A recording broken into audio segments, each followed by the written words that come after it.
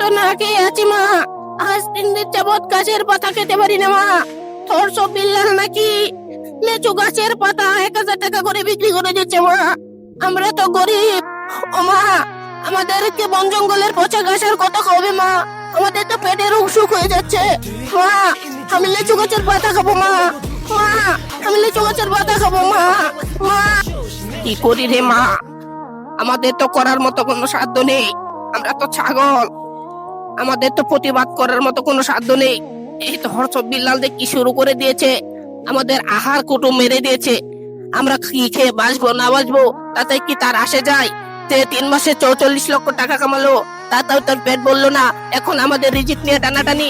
এখন আমরা লিচু গাছের পাতা কি বেঁচে থাকি, এতেও তোর সহ্য হলো না রে শয়তান। তুই এখন আমাদের রিজিক মেরে দিয়েছিস, আহার মেরে দিয়েছিস। কেন রে শয়তান? আমরা কি তোর ক্ষতি করেছিলাম? এই গাছের পাতাটা তোর বিক্রি করে খেতে হয়? আরে কি হতভাগা!